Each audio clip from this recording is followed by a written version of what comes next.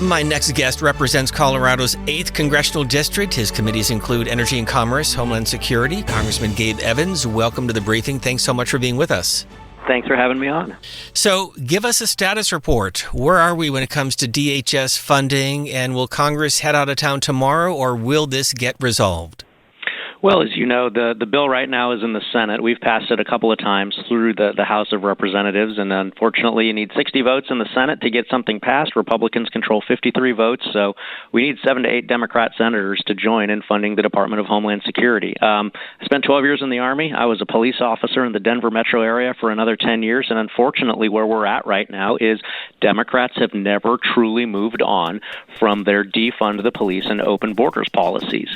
They are in the minority here in Washington, D.C., so they can't actually defund law enforcement and open the border, so they're doing the next best thing, which is absolutely refusing to pass the Department of Homeland Security funding bill, defunding some of the largest federal law enforcement agencies in the country, and they keep moving the goalposts. Anytime Republicans try to negotiate with them, they change things up, they move the goalposts because they're not really interested in a solution. They want issues to campaign on. So why not at the outset at least provide a bill that would allow DHS and TSA employees to get paid, that would ease up the congestion that we're seeing, and it's only going to get worse as we head into spring break?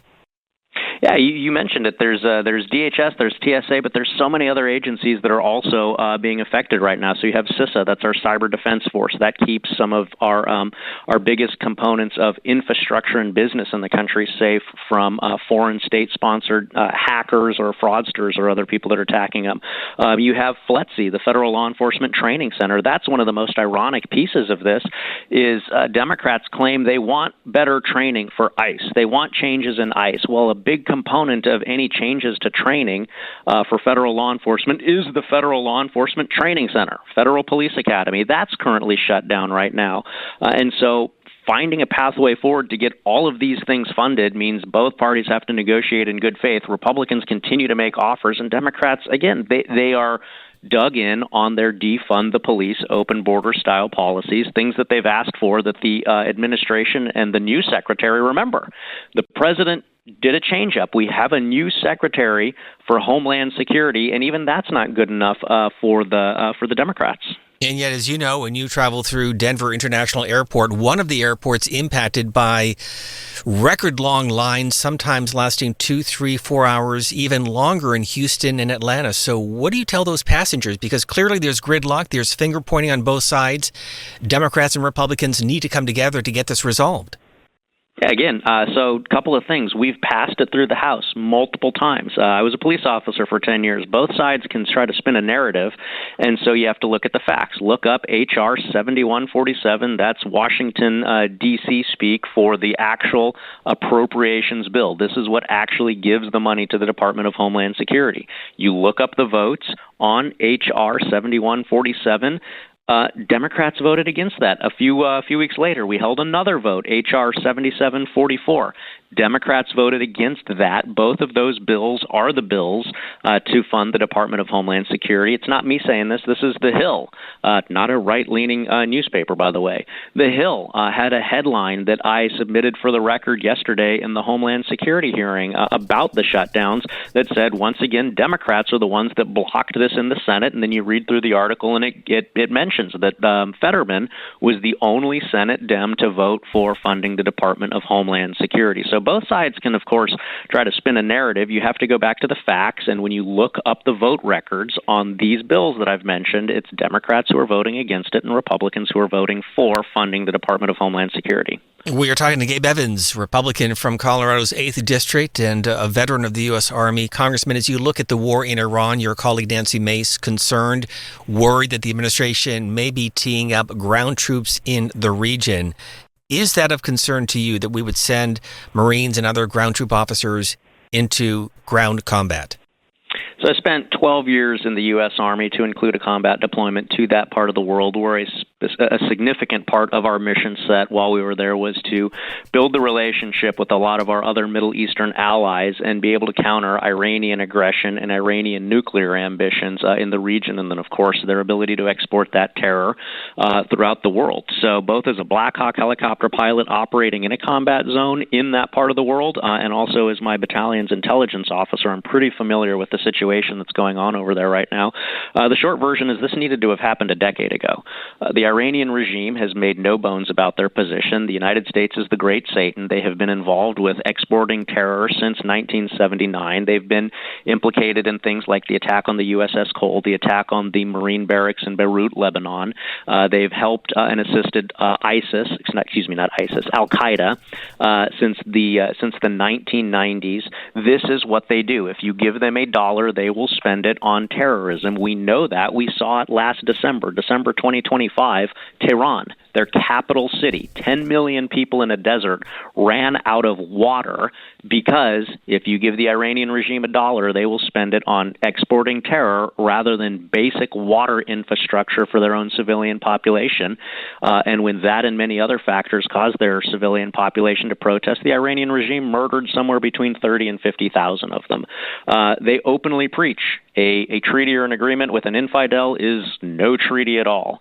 And so this is something where, again, this should have happened a decade ago. We have to have peace through strength. I'm familiar with how the operation is going, and I honestly think it's going pretty well. But what if that does include ground troops? Are you worried about that potential component? No doubt, Iran has been a horrible regime with Hezbollah over the last 47 years, a real threat to America. But when you come to ground troops at a time when NATO allies are saying, this is your war, Donald Trump, this is Israel's war, we're not going to get involved. Does that concern you? I don't think anybody wants to see ground troops in the Middle East because we know, that can get you drawn into a protracted conflict. We don't want a protracted conflict. And so right now there's a lot of posturing, there's a lot of negotiating, and one of the key components of negotiating is not letting your opponent know exactly what you're doing. And so a lot of these troop movements that are going on, I think those are designed to bring Iran to the negotiating table. And the amount of troops, ground troops that have been mentioned, a couple thousand Marines, maybe a couple of thousand paratroopers. This isn't enough to do any sort of actual ground operation, large-scale ground operation in the Middle East. And so I think that we have to continue to project strength. We have to continue to project that American presence in the Middle East. If we pull out of that region, Iran's ally China will immediately fill the vacuum, and that has devastating consequences for the globe. And you mentioned NATO and Europe. This is something that Ronald Reagan knew 40 years ago.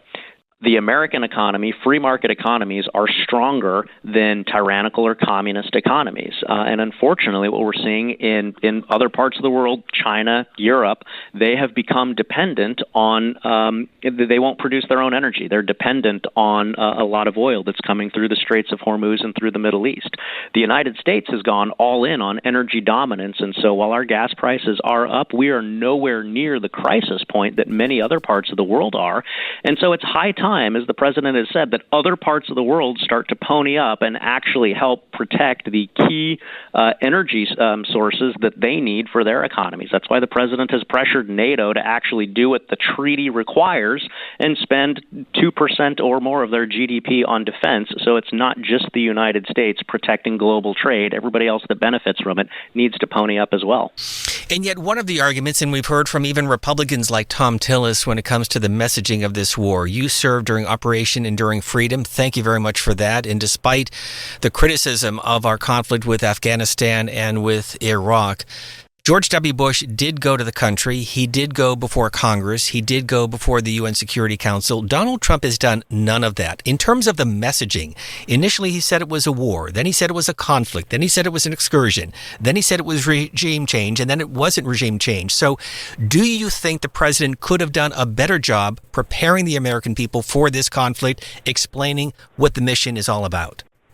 So going back to the conversation about Department of Homeland Security funding, remember where the far-left Marxist base of the Democrat Party is at, and then by proxy where Democrat mindset is at. They're not interested in doing something as simple as funding TSA so that we can get these airport lines under control. They are interested in creating issues that they think will be advantageous to them here in about 7 months. And so when we talk about what's going on overseas in the Middle East, it's important to go back and look at the facts of what actually did happen. We know that the president, he's hard to pin down in negotiations, and that's by design, because if other people can read and anticipate your moves, then you're at a disadvantage in negotiations. But what he did do, he did brief key bipartisan members of Congress, which is required by law. Congress has voted multiple times. They voted last year whether or not to explicitly prevent the president from being able to engage in an operation like this.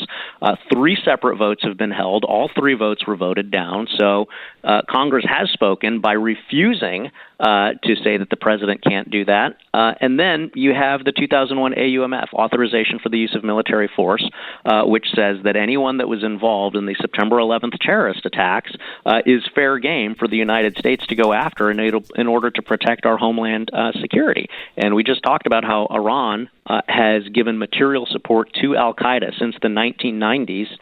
So from a variety of perspectives, both the 3 different votes in Congress, where Congress declined to put a halt to this, and then through the AUMF and through the briefings that the president has provided, he's complied with all of the different components of law necessary to engage in this operation. You were with the president last night, and he took aim at the U.S. Supreme Court, including 2 justices that he appointed, Neil Gorsuch, Amy Coney Barrett. He said that their decision on tariffs sickened him and saying that they were, quote, bad for the country. Do you agree with that? Here are 2 justices approved by the Senate, appointed by Donald Trump. Now he is taking direct aim at those justices. Obama's taken aim at justices before when they struck down key provisions of laws that he was, very invested in. This is, it's messy. This is how our 3 separate co-equal branches of government work and function with each other. There is design tension. This is what the framers of the Constitution built. They built design tension between the 3 branches of government so that no one branch could gain power over the other 2, because they were very concerned about that. And so it's messy, but this is how the Constitution was designed to work, and I think it's continuing to work in between that balance of power between Congress, the executive branch with the president, and then the courts. But again, he said that they're bad for the country. Agree or disagree just with that sentiment towards those 2 justices? Tariffs are an interesting situation. You got to have 2 things. We got to have free trade. I'm a big proponent of free trade, but we also have to have fair trade as well. In the aftermath of World War II, the Marshall Plan, you can go look it up in any of your middle school or high school history books, the United States intentionally allowed itself to be taken advantage of in international trade because we had a planet to rebuild Europe, rebuild Asia. And that never really got reset. And so we have a situation now. I hear about it from my constituents all the time.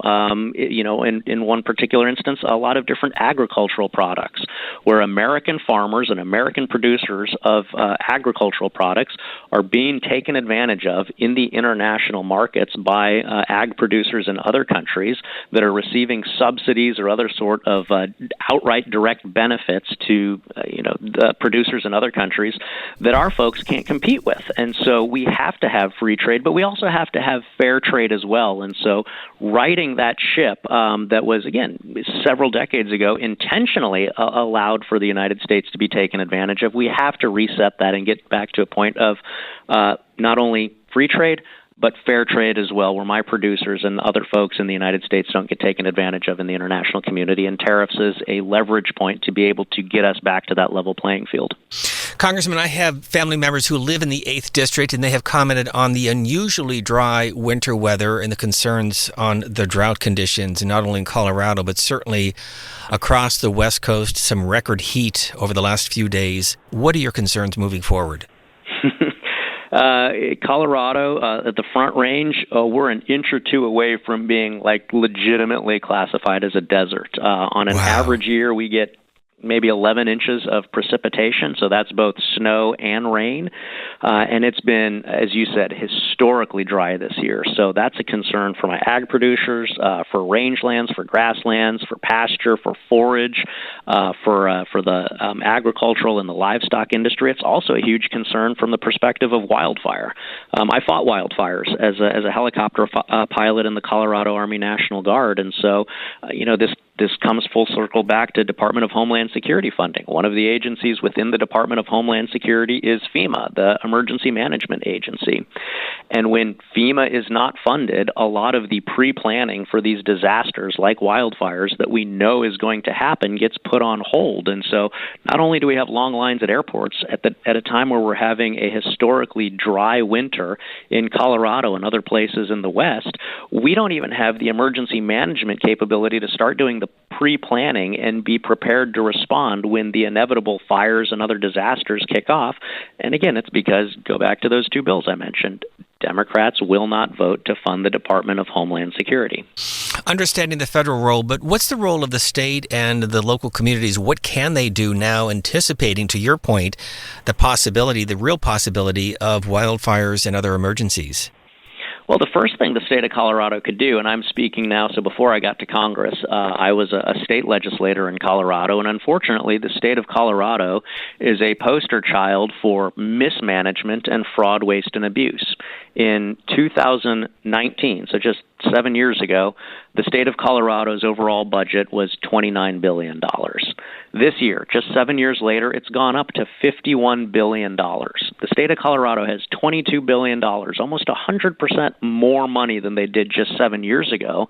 But rather than being able to spend it on productive things like working to reduce the fuel loads in our forests and our grasslands, being able to strengthen our electrical grid and make it more resilient so it has less likelihood of sparking wildfires or things like that. The Democrats that run the state of Colorado have gone all in on some pretty far left ideology that has resulted in my constituents having their electrical power turned off three or four times in the last 4 months. And so what the state should be doing is working with utility providers, working with the agencies that manage our rangelands and our forests to reduce fuel loads and strengthen our grid. And in fact, the opposite is happening right now because Colorado is all in on some pretty far left radical energy policy that's making energy less reliable and more expensive. We do need to leave it there, but thank you so much for your time. Gabe Evans, Republican from Colorado, Army veteran. Congressman, thanks so much for being with us.